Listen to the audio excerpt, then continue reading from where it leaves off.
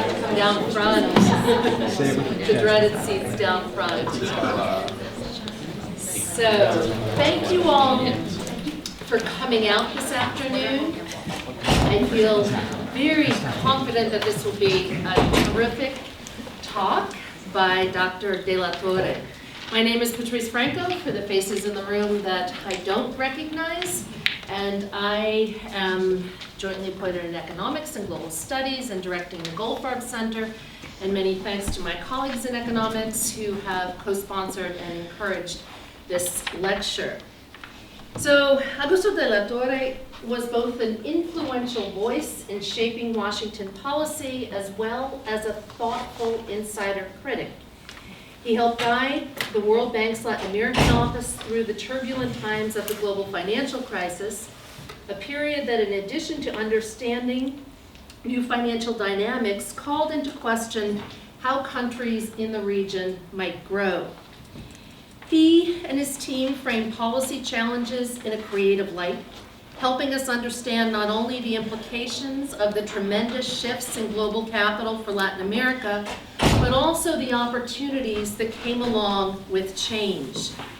He picked up challenges of regulatory reform and macroprudential risks, incorporating small and medium-sized enterprises into financial markets, addressing market failures and asymmetries in risk, and promoting inclusion. As a Washington consensus insider, he was nonetheless critical of where institutions were failing to deliver growth. His intellectual leadership left a deep mark on the region. He offers a creative pragmatism, looking at where the state can create partnerships with markets to improve outcomes for all. I'm proud to say that Augusto and his wife Carol were graduate school friends at Notre Dame. I came to Colby, they became famous. Carol was Senior Vice President, Chief Compliance Officer at Freddie Mac. So please, after the talk, even if you're not 21, please join us in the pub for a reception and ask Carol about risk and compliance, especially during the financial crisis.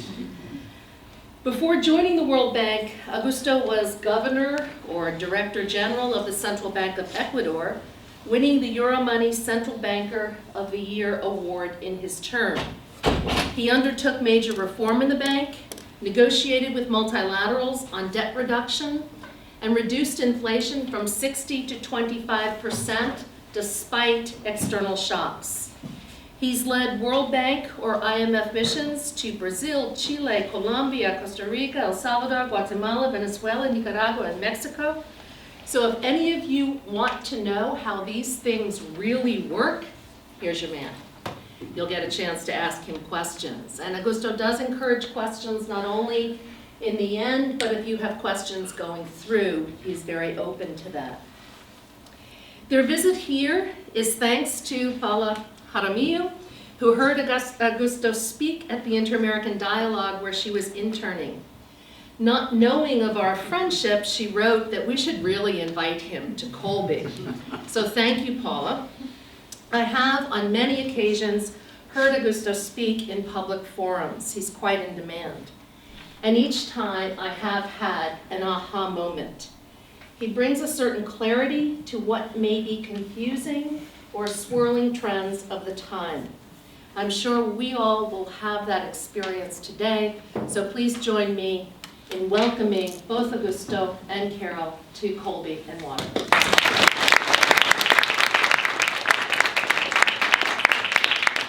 I think just because of that generous introduction, I will certainly have to come back. It's very kind of you, Patrice, and it's a great pleasure for me to be here to see so many young faces.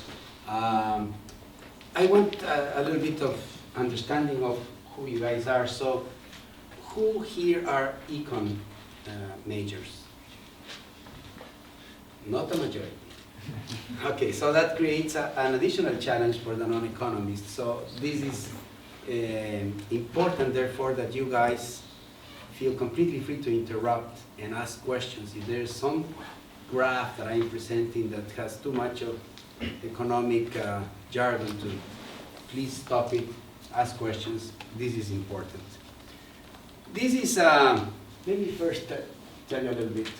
This is part of an ongoing research program I have with a very close friend of mine and colleague whose name is Alain Isse. I teach with him at Columbia University. We do a lot of things together. And lately we've been thinking about Latin American growth. Now, I don't know how many Latins are here, but whenever you think about Latin America, you either things that come to your mind very quickly are a very unequal region, and because of inequality, you have had all of these social tensions and social fractures that seem to be surfacing recently again in Latin America. So inequality is one of the Latin American trademarks. Another very significant Latin American trademark has been macroeconomic instability. Latin America has been the regions of hyperinflations and financial crisis. In the 90s, whenever you did a ranking of where financial crises were most frequent and most devastating, Latin America was at the top. And 1980s, 1990s were the periods of incredibly frequent deep financial crises. You may remember Argentina, you may remember Brazil, you may remember Peru, hyperinflation in Bolivia. So macroeconomic and financial instability is a second trademark of Latin America. A third trademark is political instability. It has been the land of military coups and democratization. It's a region where electoral politics are very hot compared to, say, Asia, where in Asia you have a lot of economic success and more political stability, perhaps because you have less democracy. So Latin America has had that trademark. And a fourth trademark of Latin America has been a region that has had problems with growth. So today I want to talk about the last one. Not because the other ones are not important. They are as important. But this is a particular tricky one, trying to understand why is it that a region that has a fairly strong human capital compared to other emerging markets, lots of natural resources, has had a history of fairly decent administrative structures, and yet has had a very hard time generating the type of growth that is typical of, say, South Korea or Singapore or Malaysia. So, and growth is a fascinating issue because we economists haven't been able to answer the question of growth. I have a friend, Ricardo Hasman, who says that really the mystery of growth is that, a mystery. And it has become more deeply understood by economists that we know less about growth than what we would like to know. And in economics, few things matter, but growth is one of the few things that matter. So, this is a little bit of reflections about Latin American growth. You have there some of the papers. Instead of going into the technical aspects of this, I'll try to make it more kind of a storytelling and leave with you some facts that may help you characterize the issues of growth and the growth facts in Latin America. So let me start with a graph that I like to show a lot. Okay, you guys know what per capita income is, I assume. And if not, ask me. Income per person is a fairly reasonable measure of a country's level of economic development. Income per person in the United States is how much, you guys know? I don't start, I think it's probably around 50,000 per year. Yeah. Income per person in the US, probably about 50,000 per year, I think, per person. So income per person in Latin America is about 10,000, 15,000 per year. So one way in which you can assess what the average level of development, we're not talking about inequality because the average doesn't capture inequality, but the average level of development in a country is to compare the income per person in a country with the income per person in the United States. And there are many, many ways to compare the income per person in a country with the income per person in the United States that create challenges. First, you have to translate the income per person, say in Chile, to dollars. And then there's the issue as to whether the dollar is reflecting the real things happening in Chile relative to the real things happening in the States. So people do purchasing power adjustments to the dollar measures. However you do it, this is one of those. There are two important projects for those of you who like to use data, the Madison project and the Penn tables, that have created long series of income per person for many countries in the world. So this is 100 years of economic, level of economic development in Latin America, where I essentially have, the red line is Latin America, this one here. So that's the average income per person in Latin America divided by income per person in the United States. This blue line is Southeast Asia. It doesn't include India, it doesn't include Pakistan, it's essentially Thailand, Malaysia, South Korea, Indonesia, Hong Kong, Singapore, Taiwan. So this is essentially, it reflects that what's essentially what happened with the Asian pioneers. This line here is Southern Europe. So that is Spain, Italy, Greece, Portugal. That's the average income per person in those countries divided by the United States. And this is Sub-Saharan Africa. And you have 100 years. I'm going to focus in this period, growth in Latin America after the Second War. But I first want to draw your attention to the following. Look at here. This is Southern Europe, and this is Asia. I made a mistake. So Southern Europe. Look at here. Latin American income per person before the Second War was very similar to that of Southern Europe. So the average development, wealth, welfare, whatever you want, in Latin America was comparable to that of Italy, Greece, Portugal, and Spain. We were as rich as they were. And we were not to the level of the United States, but it was not bad. And we were moving together with Southern Europe. In those days, Southeast Asia was a poor region, very poor. It was about half of the level of income per person in Latin America. So this is an interesting period that few people have looked at carefully, but it tells you something, that Latin America really was not doing that bad until the Second War. And in fact, if you look at 1930s movies, sometimes you will find that there was a big store that would say New York, London, Buenos Aires. Because Buenos Aires was as important, almost as important as city as New York. So in this period, Latin America was not doing bad. It was doing as well as Italy. It's starting after the Second War that Latin America lost ground relative to the United States.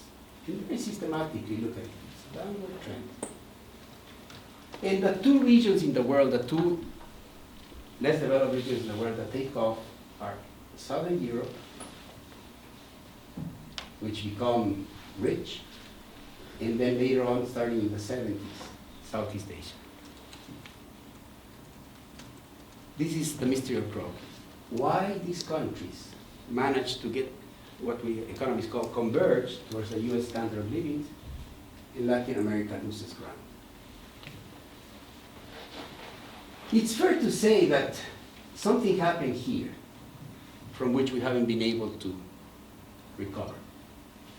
And I want to divide this period here in 3 stages. This is something that has been studied a lot, which was the time in which Latin America tried to industrialize by protecting its local industry. And that period was known import substitution. And it went from about 1950 to about the early 80s. Then is the second period where Latin America had a terrible time. You had the decade of the 80s, which is known as the lost decade because Latin America went into debt crisis and the whole standard of living came down relative to the United States. And then and this is the time of the Washington Consensus, where Latin America tried to reform and recover perhaps more market-oriented economies here and try to readjust. And then you have this little period here, which of course I will need to update, but this is when China erupts into the world, and this is what I call the China pool period. And Latin America wakes up a bit, along with Asia.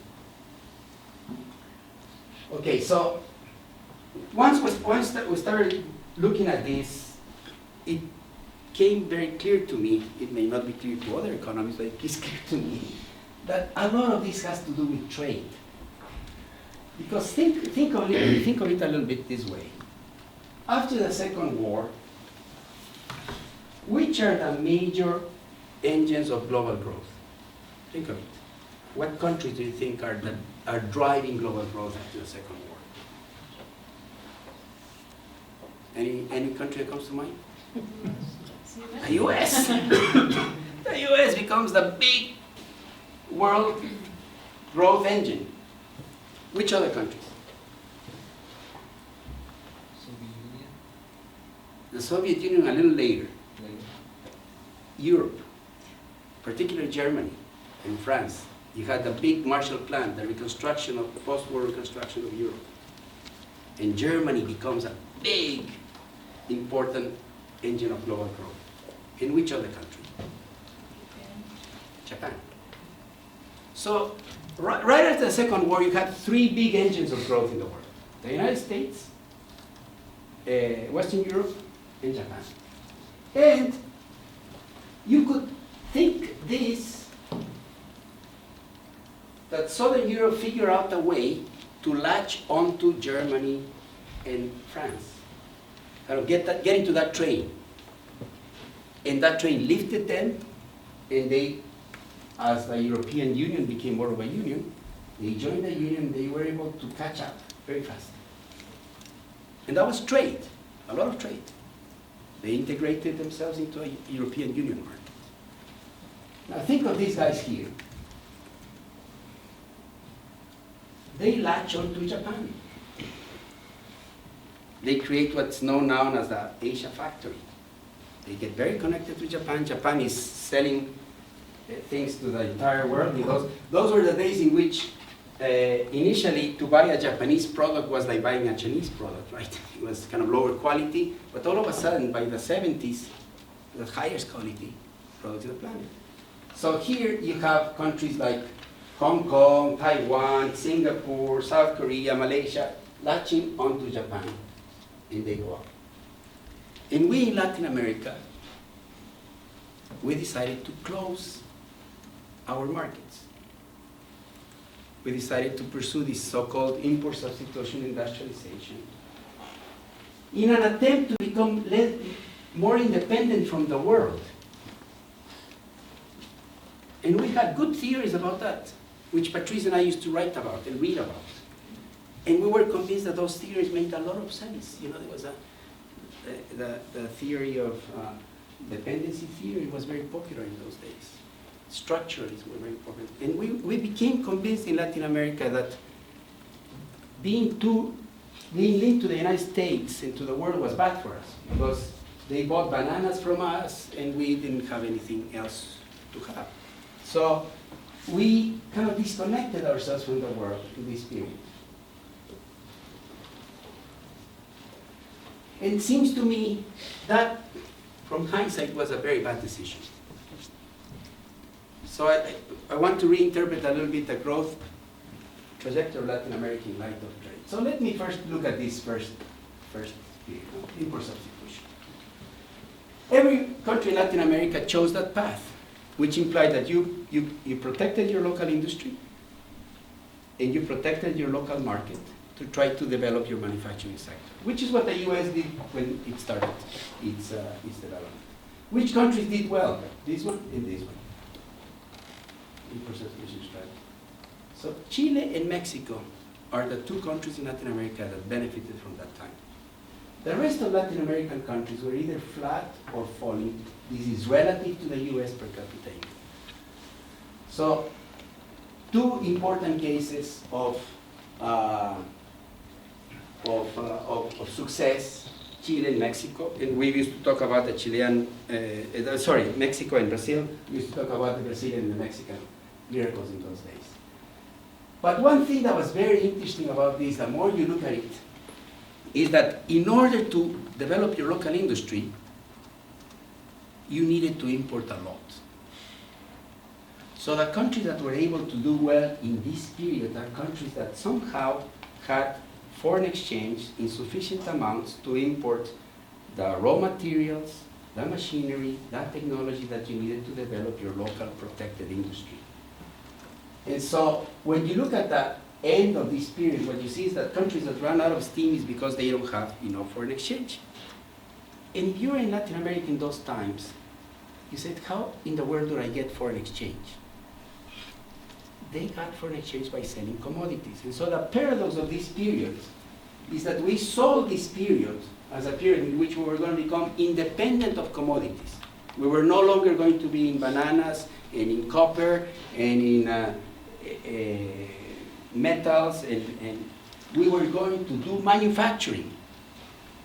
But the paradoxical thing is that in order to support your manufacturing industry, you need to import a lot of equipment, of raw materials, etc., to get it going. And by the time your commodities were not able to provide you with a foreign exchange, you couldn't run that model anymore. And you had this problem. So here you have Latin America. This is the import substitution period where we were able to raise the participation in manufacturers in the total economy. But when we ran out of steam to continue with that particular pattern, we lost a lot of ground in manufacturing. And Latin America is now deindustrializing. With the exception of Mexico, most of Latin America is unable to sustain a manufacturing industry that can compete with Asia, or with Vietnam, or with Pakistan. So this is what happened in Latin America. After this big experiment of import substitution and industrialization, we lost manufacturing ground.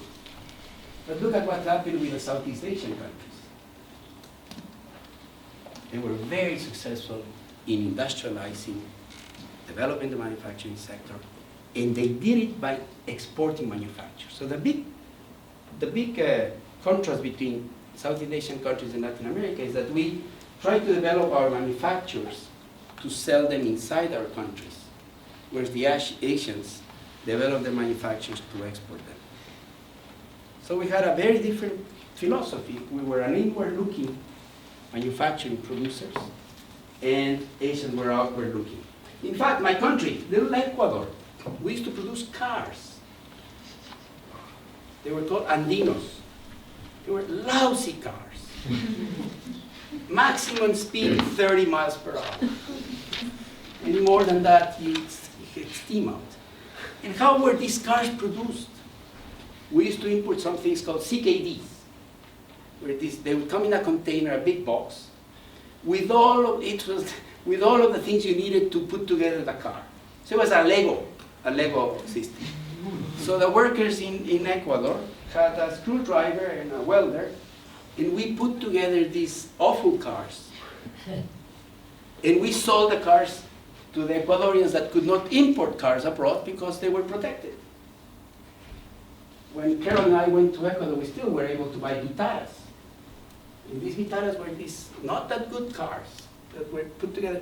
But you imported everything in these big boxes, and then you put together the cars. We used to do refrigerators, we used to do stoves, but not in order to export them, but in order to sell them locally, and we had to import everything. That was a very big mistake. Now, the more I think about it, the more I think we were really silly.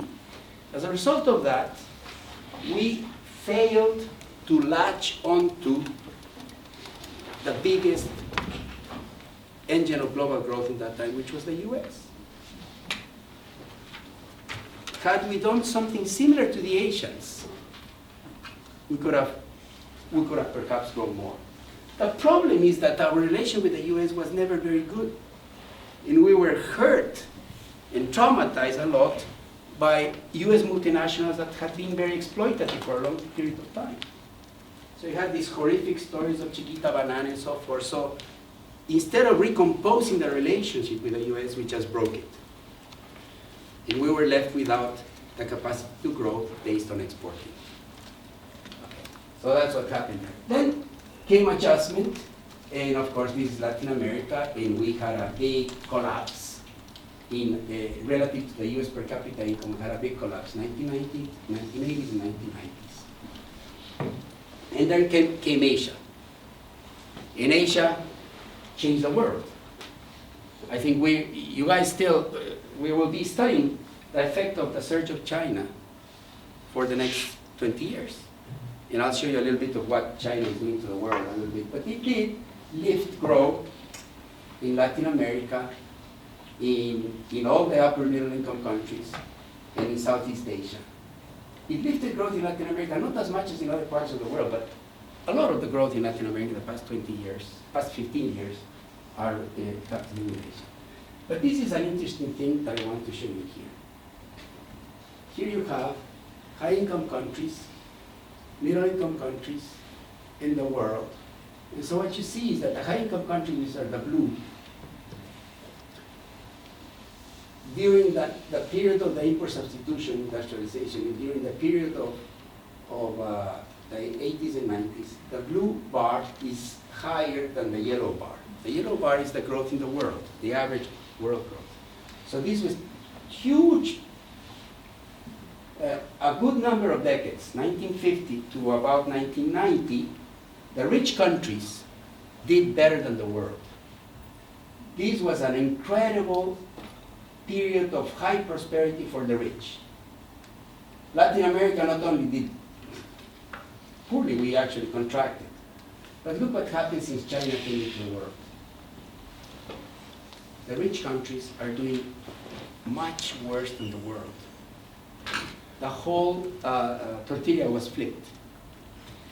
And this may explain what you now see in the advanced countries. The advanced countries are losing ground very fast to the world. They are growing less than the world. And the regions that are growing more than the world are the middle-income countries in the emerging markets. So this is a significant inflection point from 40 or 50 years in which rich countries grew more than the rest of the planet to the last 25 years where the rich countries have been growing less than the rest of the planet. So the world economy is getting recomposed in a very significant way. Another thing I wanted to show you before we go into some narratives of Latin America is that until about the middle of the 80s, North America and South America had very similar trade structures. This is an index of the terms of trade of Mexico and Central America, which is we call Latin America North, and the terms of trade of South America. And you will see that before this time, they tended to move together. So when commodity prices were going up, all of Latin America was doing better. When commodity prices were going down, all of Latin America was doing better. But starting in the late 80s, what's happening with North America, Mexico and Central America especially, is very different than what happens with South America. And you see in particular, when China came into the world, into the global scene, South America had very, very significant improvements in the terms of trade. Because South America continues to be connected to what happens with commodities, with minerals, with cereals, with petroleum. Whereas North America, that's Mexico and Central America, their terms of trade became flat because they are in a different type of business. And these are the businesses in which they are. Take here natural resource exports as a percentage of total exports. What you have here, this is South America.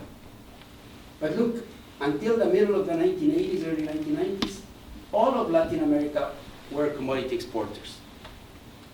Starting from here, only South America remains a major, where Central America and Mexico is this, Central America is this, lose ground there. So their trade structure becomes very different. If you look at what do they export, manufacturers as a percent of the total exports. South America, flat. We do very little manufacturing. Mexico becomes a major exporter of manufacturing. Very different trade structure in Mexico. In Central America, a little more broad. And when you look at services, exports of services like tourism or accounting services, legal services, banking services, that South America flat.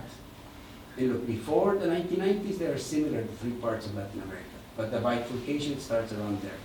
Mexico loses services, but Central America becomes a major service exporter. So the narratives I'm going to give you take into account this. If you want to understand growth in Latin America now, you have to understand that one thing is Mexico, which has become a major exporter of manufacturing, like Asia. Another thing is Central America, which is a major exporter of services. And another thing is South America, which is a major exporter of commodities. So it's very difficult now to talk about growth in Latin America as if it was a whole similar region. Before the 80s, it was possible to do that because trade structures in the region were similar. Okay, I'm going to give you one concept and then I'm going to show you stories. And then I'll finish. This is the most important concept I want to give you. When I saw this graph, I was dumbstruck. So let me explain these graphs with a little bit of care so you can see this. This is data, World Bank data, 1960 to the present. And in this axis, in these graphs, you have the rate at which your total exports change relative to world exports. So you know, if you're Peru, your total exports are a very small fraction of total exports, but I want to see how that share is changing. And so if you're above the line, that means that your exports are gaining share in total exports. You're becoming a more important presence in global markets.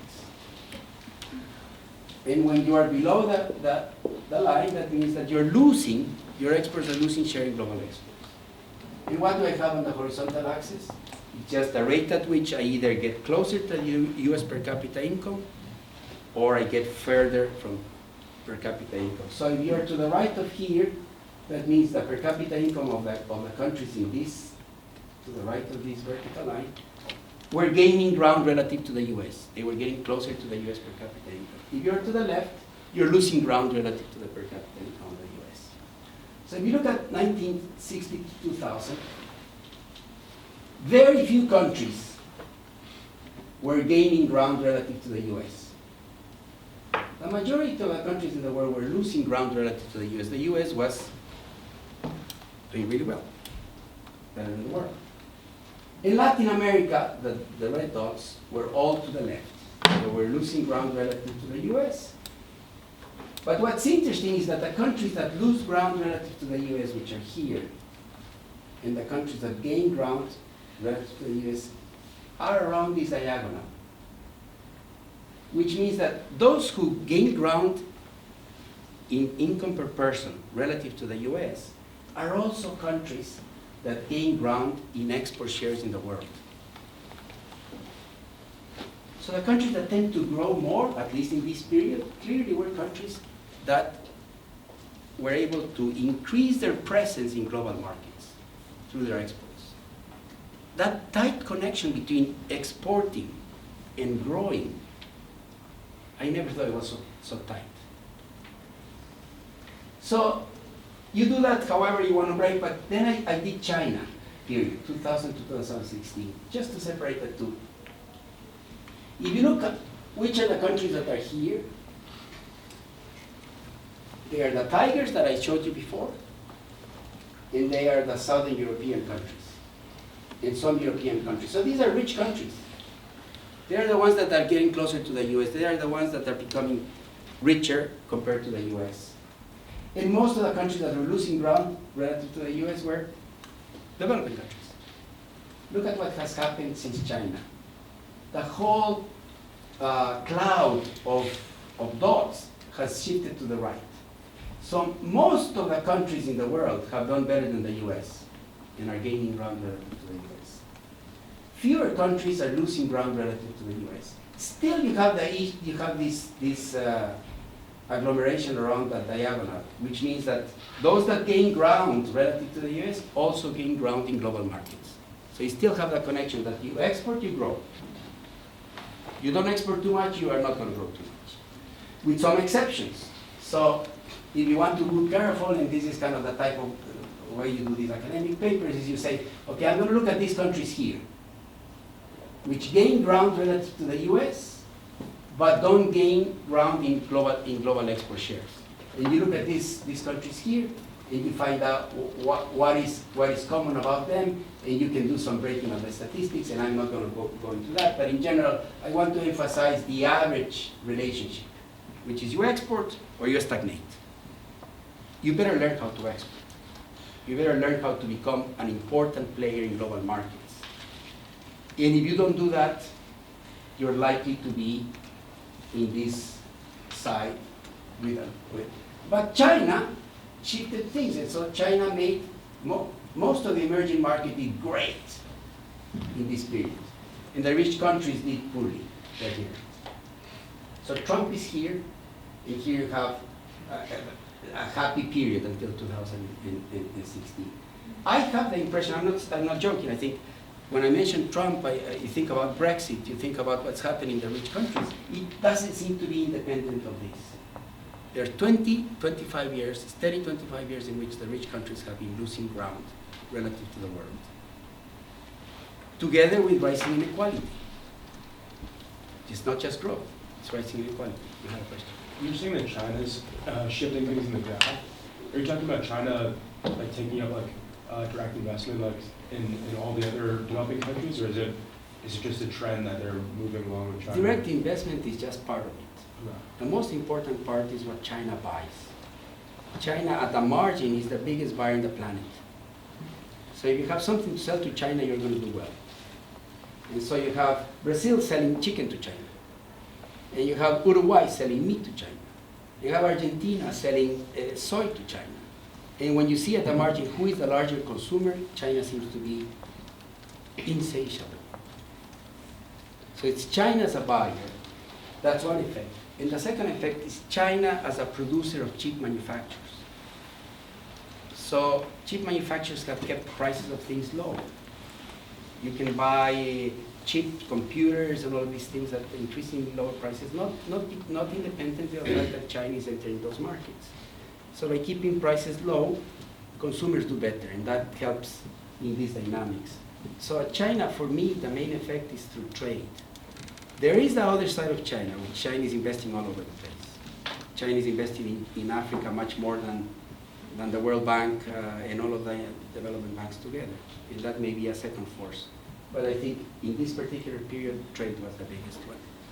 I'm curious about the countries in the first graph, the ones who gained in the share in global markets but failed to converge on the per capita income rate. Were there any reasons behind those countries not gaining on the per capita income rate? In the paper, we go more into that, but generally, let me give you the typical characteristics of these countries, which are above. They are in this quadrant, right? Mm-hmm. They gained export shares, and they don't gain relative to the U.S. in per capita income. They tend to be countries that are either very poor and with a very high rate of population growth. Those are the two features that come out very nicely when you see here. Poor, and this is the rate of population growth. So that seems to be part of the reason. So you may be able to export something and get growing because of that, but you may not grow enough to lift your fast rising population.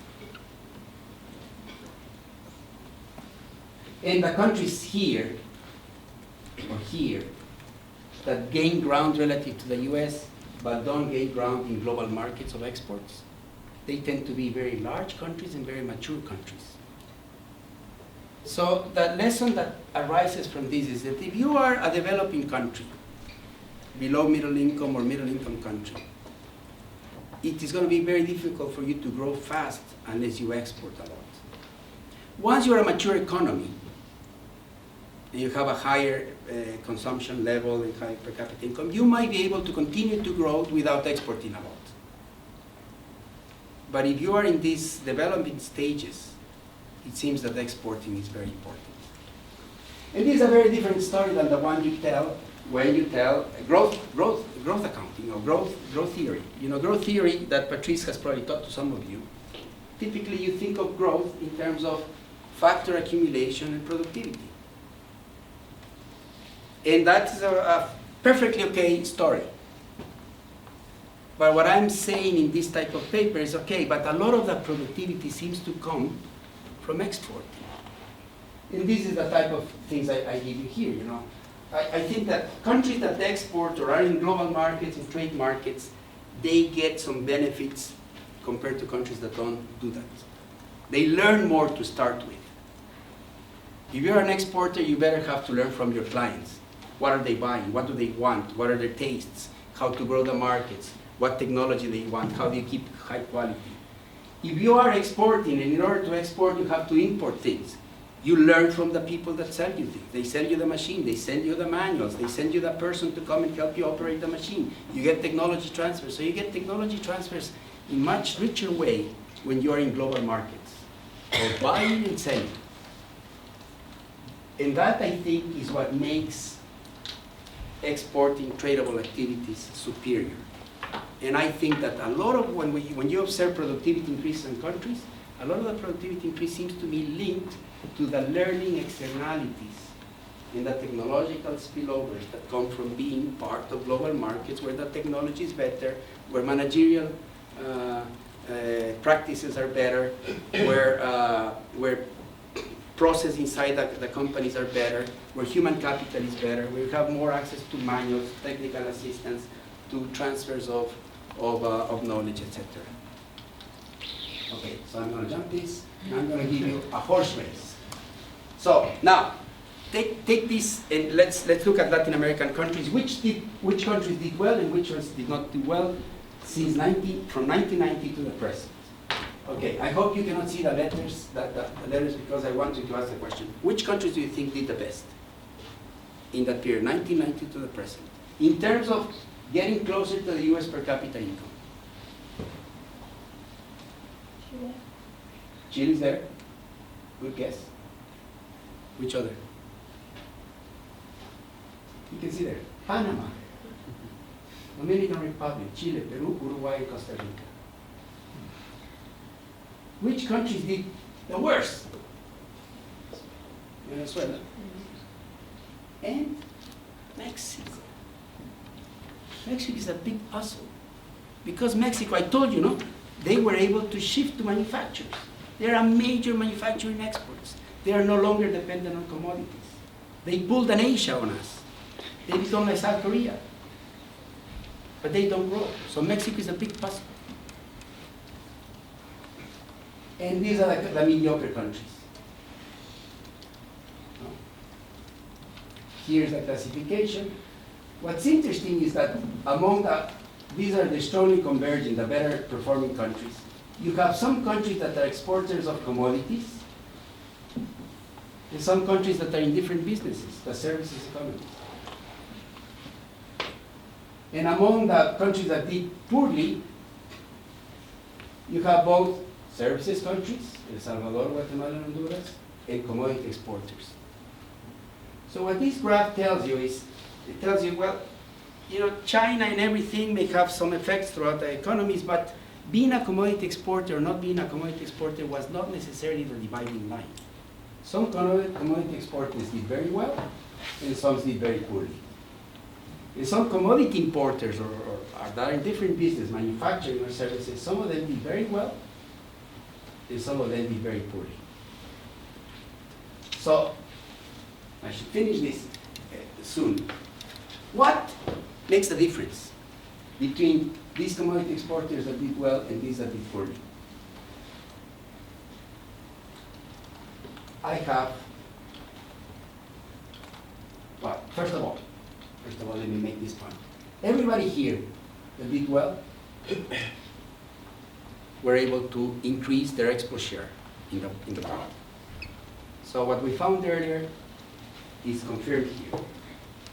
If you want to grow, you have to figure out how to sell things or make things that trade in international markets.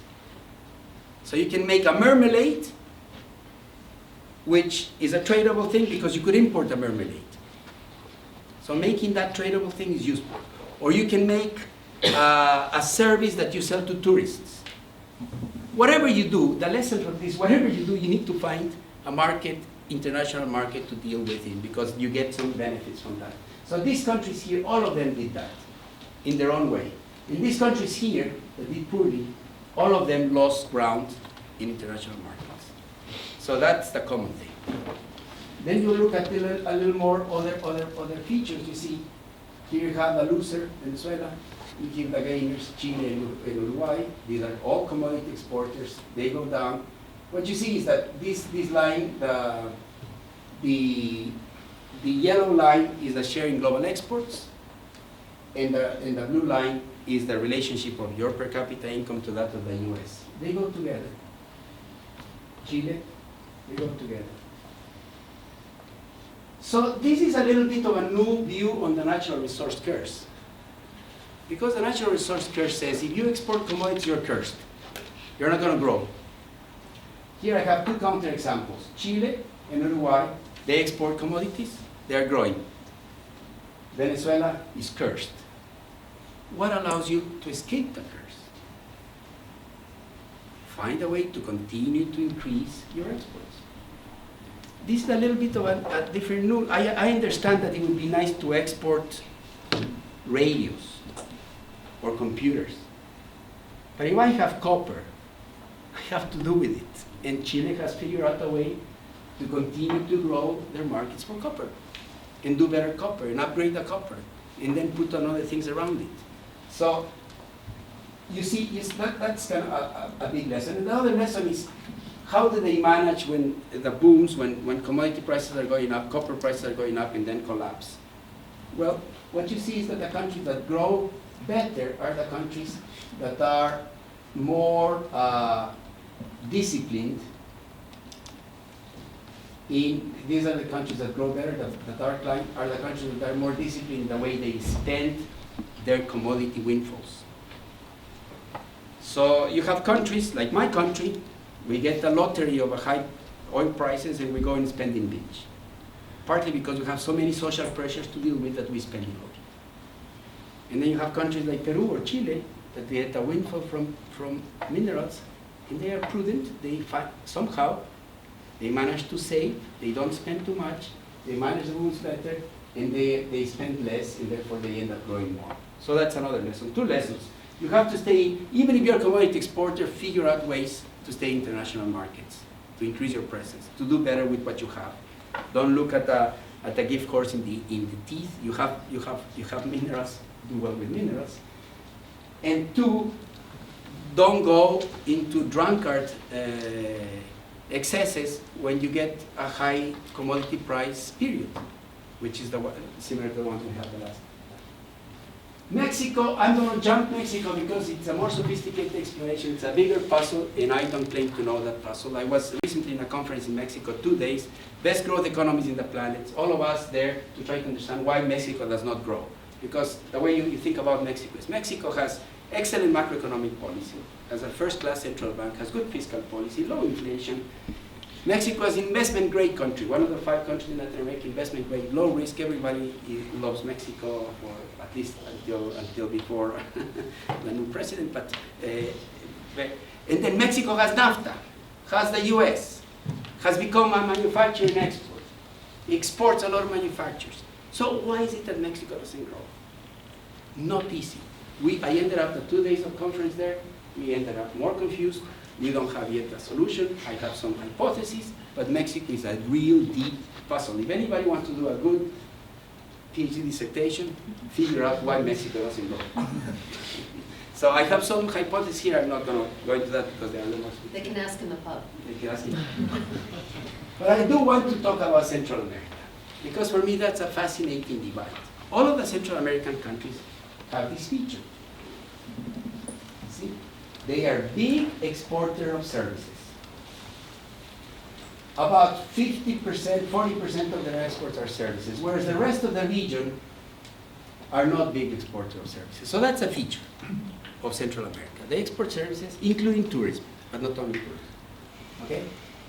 But some countries grow more than the others, although they all seem to have this export ability.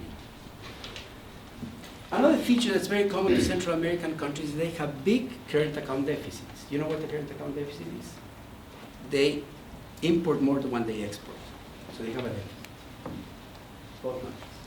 What is a big difference? The countries that do well have a very high level of foreign direct investment. The countries that don't do well have lower level of foreign direct investment. And the countries that do well have very low levels of remittances. And the countries that do poorly have a high level of remittances. Okay, now let's think a little bit about this. You might have been told that remittances are good, right? Because some Guatemalans workers come to the US, they get a job in, I don't know, doing whatever, food preparation in Colby College, and then they send remittances to their families. And people say, that must be good. What he's saying is that it ain't that good. Think of it that way. The countries that get FDI, foreign direct investments, are countries that have resources inside their borders. And foreign capital or multinationals or other companies or skilled workers want to come to work with your local resources, and they bring FDI. So they want to work with your workers, with your institutions, with your land. Countries that have remittances have the reverse. FDI does not come in, so the workers have to go out. So workers leave Honduras, El Salvador, Guatemala to work with capital in the US.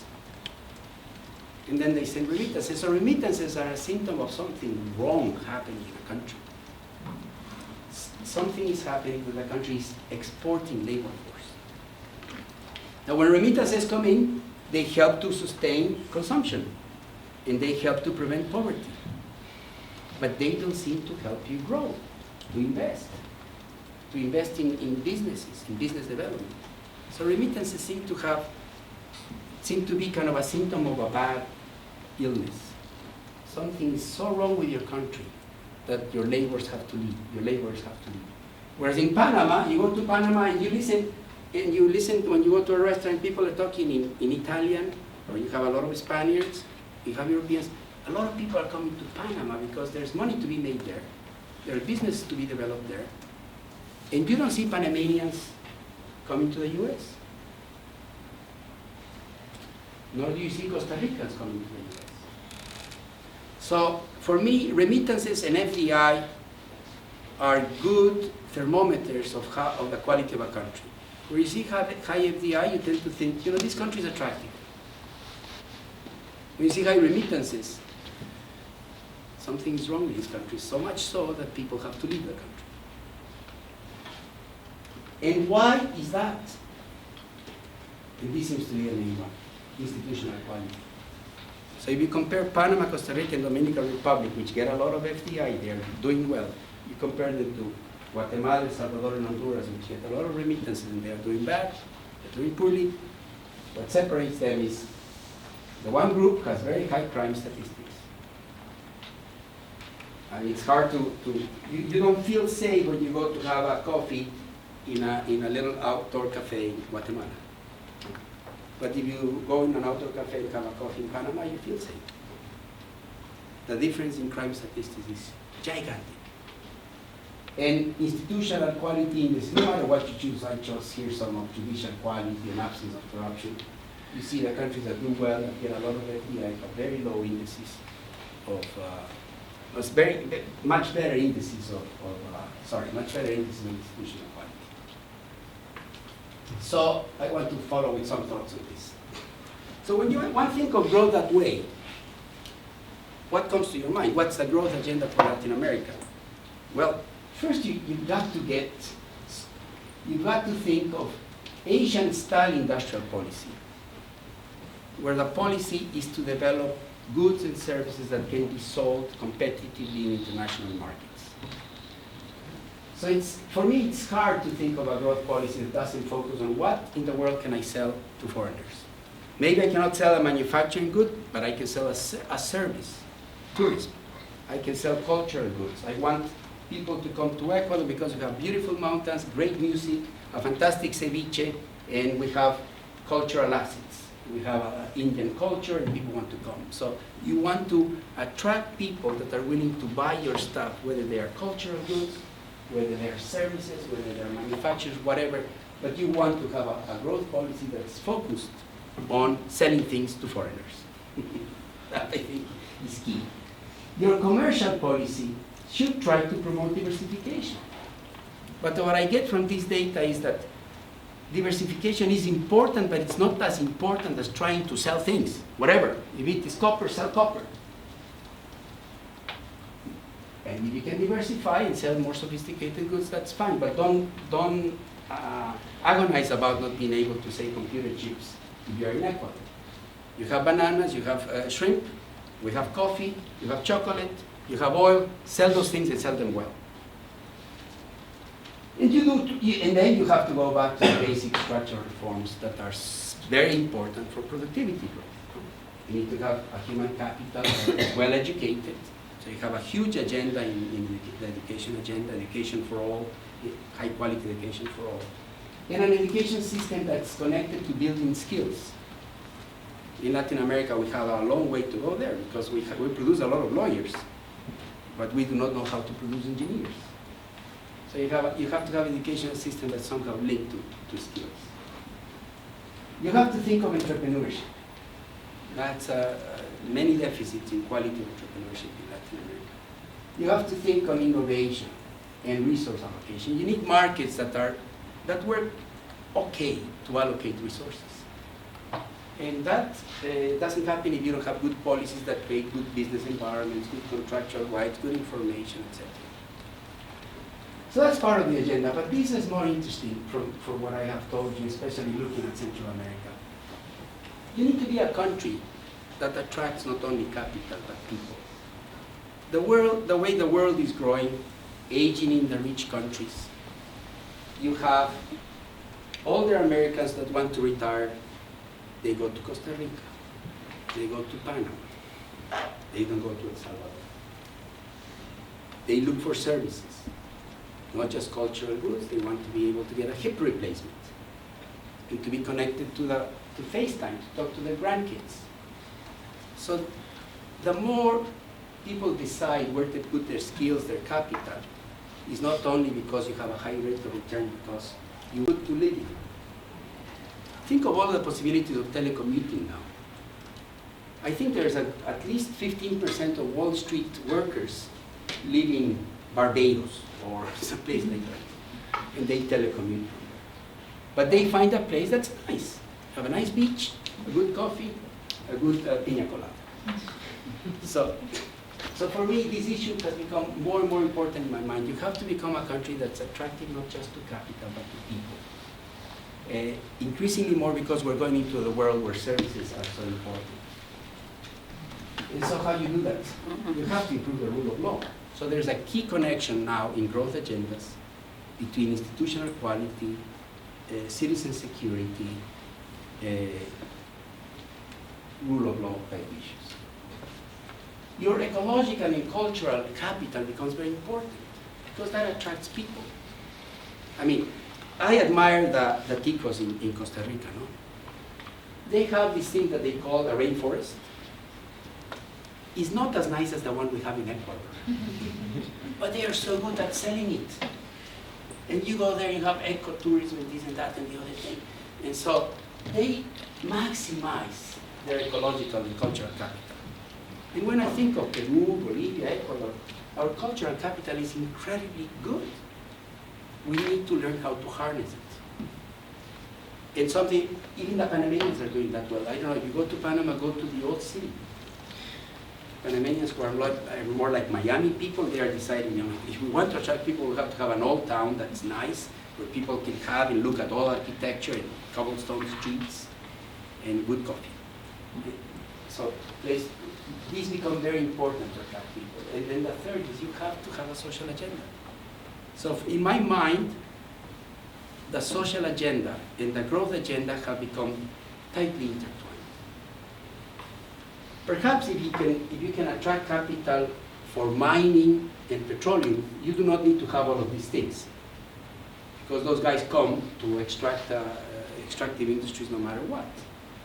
But if you want to attract other type of activities, you've got to offer a place where people are not shooting each other. And that requires a social agenda. You know, equality of opportunities, good redistribution of capacity, and dealing with indigenous movements, etc., and so forth. So, never in my life I had such a. In the past, when I first started my career, I thought that the social policy agenda was not that connected to the growth agenda. But if you think of this way, you know, if you want to grow, you need to sell things to foreigners, you need to be a place that's attractive to live in, not just to invest in, then the social agenda becomes crucial. And that's one that we have so much to go, so much to do in Latin America. So let me stop there.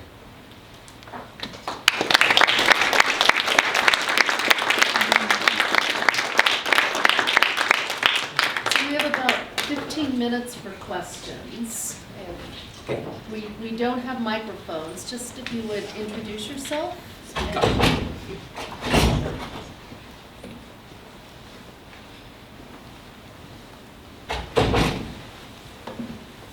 Come on, don't be shy. Right down front of you. Yeah, I'm Andrew. The last point you made there regarding social policies and the importance to prioritize them, but at the same time, social policies are often expensive. And you mentioned earlier that like countries like Ecuador that have experienced growth are fiscally responsible. How could a country like Ecuador be fiscally responsible by also creating an entire new structure of social policies? This is a fantastic question. It's a very tough question because, okay, let me give you 2 pointers that help answer that question, not fully, but help answer that question. First, Latin Americans are more European than Americans.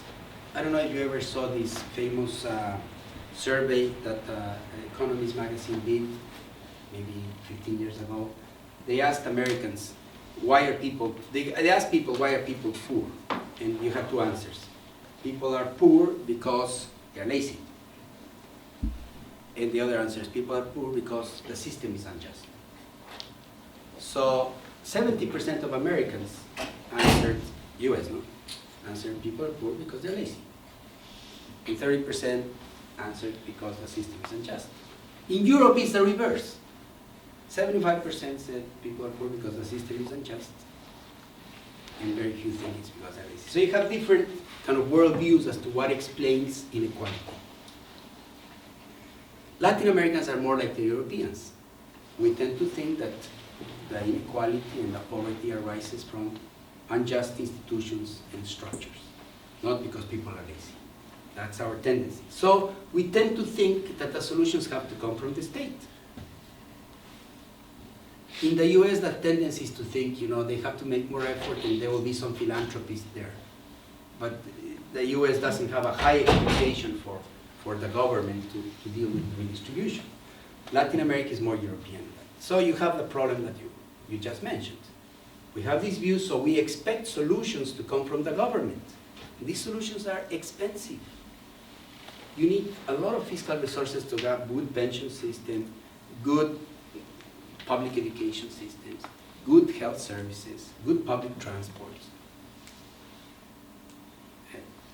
So we are cutting this bind because, on the other hand, when you ask Latin Americans about, would you be willing to pay more so that the government can offer these services and develop this social policy? Every Latin American says no way, because we have corrupt governments. So corruption, the perception of corruption, gets in the way of this. So I have no idea how to square this circle, no? Or how to. seems to be incredibly difficult. In every country I have gone to, I mean, particularly I remember in Costa Rica we had this debate, and I used to tell the Costa Ricans, you guys want to have social services like Sweden, but you want to pay taxes like Guatemala. And this is, you see this all around.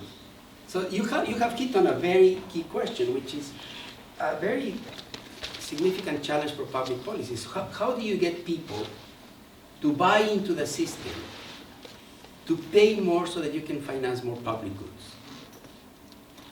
How do you make a Latin American think more like a Swedish person? I have no idea, but it seems to me part of the problem is to ensure that you reduce the perception of corruption, and you increase quality of what you offer in terms of government so that people are willing to pay for public goods. But I don't know how we're going to square that circle, because clearly we need better social policy.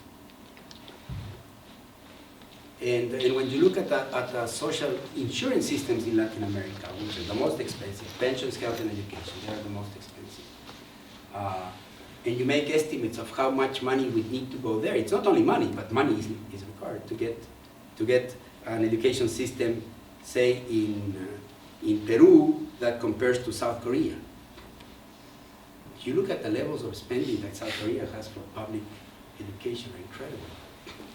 And the whole incentive system is different. In South Korea, if you are a top high school student, you try to become a teacher because you have the highest social status and a very good pay. And if you cannot make it to teaching school, in college, you go into nuclear physics. So the most talented people in South Korea are teachers. And when you look at the way the education system works, you find these incredible statistics. We did a report that showed this. In South Korea, it doesn't matter where you were born in terms of where you end up with your life. When you look at the US or look at Latin America, if you were born in a poor family, you're likely to end up poor. The US is also very high, the correlation is very high. In South Korea, almost no correlation. What does the difference? That you have an incredibly good public education system. So you may have been lucky to be in a rich family or not lucky to be in a poor family. You go through the same high quality public education system. So the correlation is very low when you look at where were you born in terms of socioeconomic condition and when you end up when you are 30 years of age. So this is a huge problem. But you put the finger in where the problem is.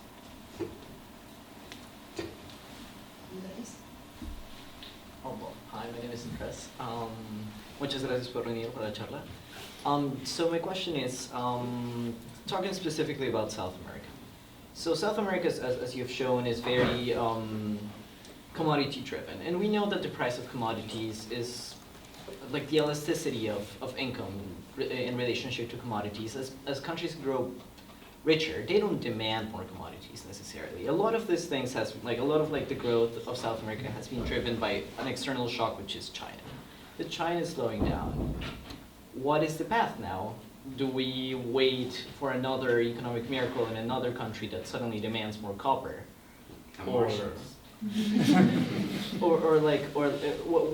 the solution? Because we have Mercosur, and is it really working? Or the TPP, which was supposed to be another trade miracle that also didn't work out. Okay. What's the path? Yeah. So this is another fantastic question. We have a whole section at the end of the paper about this. How much can commodities carry you forward? First of all, there seems to be an important difference between agricultural commodities and mineral commodities. As you say, the income elasticity of commodity demand seems to be flattening. So at some stage, China will reach a level of industrialization and infrastructure that its marginal demand for copper and iron will tend to go down. And if that's what you produce, you will face a drop in demand. If you are now producing oil, well, at some stage, I hope, the world will have less demand for fossil fuels, and the world will move towards cleaner energies. And if that's all you produce, you're stuck. So how much can you milk commodities going forward? This is a hugely important question. And it seems that if you are in the mineral sector, in the oil sector, you have to start thinking of other things to do. And other things to do, very difficult to do manufacturing, because it's hard to get into those markets. So it seems to me we have to become better service providers. And services are a very wide and rich set of activities. You know, they go from medical services, accounting services. You think, for instance, Argentina is not a particularly successful growth economy, but it has interesting stuff. Argentina has become now one of the best, largest supplier of audiovisual services in all of the world. So there's these young Argentinians who are very good with their computers, and they do audiovisual effects for Disney from Buenos Aires. Services are becoming more and more tradable. Think, for instance, the capacity to read X-rays. Today, when you go to a doctor, they take you an X-ray, and then they tell you, we'll give you the results in 2 days. The X-ray was read probably in India on a computer, and they get the diagnosis. Think the World Bank budgeting systems. And World Bank does a lot of transactions budgeting systems. It's all done in Bangalore. When you call for computer support at the World Bank, you get in the phone and says, hi, that person says, hello, I'm John, but you know he's not John. He's some Indian that says, I'm John, so that you feel more comfortable. And that's the person that guides you fixing your computer. So for me, the world of services is one we have to carefully look at. Wellness, tourism, medical services.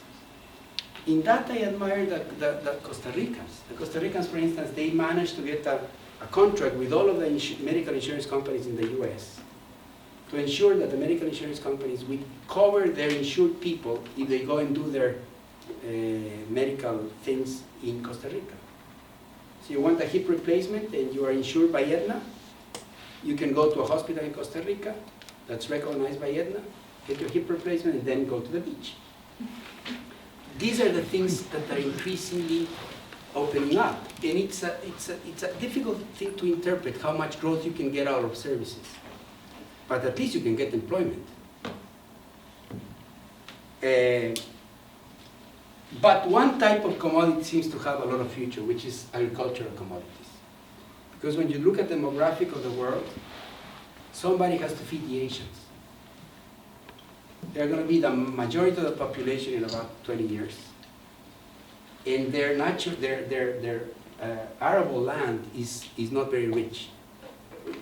Whereas Latin America has a lot of water, has a lot of good land. So if you are into agricultural commodities, you may be able to do better. And if you want a little example of that, that's Uruguay. And then the last point I wanted to make is, for some manufacturers, if you're a small country, you can always find a niche. And the best way to learn this is go to Costa Rica. You guys know what is the largest export now in Costa Rica? It's not Intel. Intel left Costa Rica. What? I didn't know that until 3-4 months ago. Medical equipment. How the ticos got into that, I have no idea. But they figured it out. And so then I produce pacemakers and other things. So they found a niche.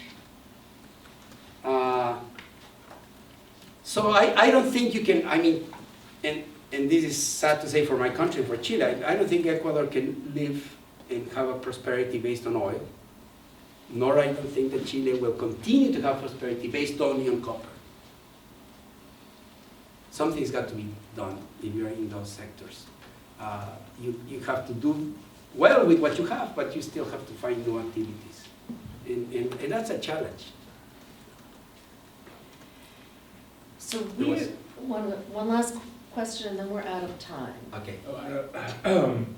I was going to ask, with your 3 suggestions at the end, this might be too long of a question, But like, how would you apply? I mean, she wrote it down. Like, it was. You write you. Yeah. Like structural reform, sort of policy to promote diversification of exports, and there was a third suggestion. How would you apply that to Guatemala, in a country like that has an eroded tax base, like? Yeah, Guatemala has a lousy tax base. Yeah. The total revenue to GDP is like 10%. They cannot do much with that. And Guatemala has it's a corridor for the drug traffic. So that raises a lot of security issues for Guatemala. No, I don't have an easy solution for Guatemala. One thing that can help them is to find niches in sophisticated boutique type agricultural products. For instance, Guatemala can do well in high altitude coffee. And in fact, you can find good Guatemalan coffee, high quality and so forth. Guatemala should be able to exploit better its cultural assets. Guatemala is wonderful. I mean, have you ever gone to Tikal, for instance? Or to look at the artisanries of Guatemala in Antigua, or the natural resources that are so beautiful. But Guatemala, because it is unsafe, it's unable to get out of it. And it has this old tradition of social fractures that are very deep. In Guatemala still you have a large population of indigenous people that have been excluded for centuries. And they're not even beginning to be incorporated into their society. So if Guatemala can exploit cultural assets, tourism, some of its high quality agriculture, it will need to make progress in these social and violence issues that are getting in the way. Not that I know how to do that. You guys should study how to reduce corruption and things like that. Topic today. Yeah. Well, one of the things I want to talk about, and maybe we can talk about at dinner, is what these indications or this policy direction would mean for what's happening in the region now in terms of eruptions of violence and protests and claims on resources. So Exactly. I hope we can continue that. This can be a two-part continuation. You might just join for a quick hello in the pub. There are a number of you who have signed up for dinner. There are still some extra spaces. It is going to be a fairly streamlined conversation because we know people do have classes tonight. So there'll be a point at which you can very gracefully leave to go to your classes at 7:15. So this could be more fun than going to the pub. Than going to the dining halls. Just one quick Goldfarb and Davis Connects plug. Tomorrow is the last day to apply for H2H, Hill to Hill. So if you've been captivated by this policy arena and want to know more about DC and policy connections, you might want to take advantage of this program that will take place between January and the beginning of second semester. It'll be probably, I think, Wednesday, Thursday, Friday, leave on Saturday. You would be back here clearly for a Wednesday class start. So put that on your to-do list if you are interested in policy. It's a great way to get a taste of the kind of work that Augusto and Carol have dedicated their whole lives to. So please join me in thanking them for that work.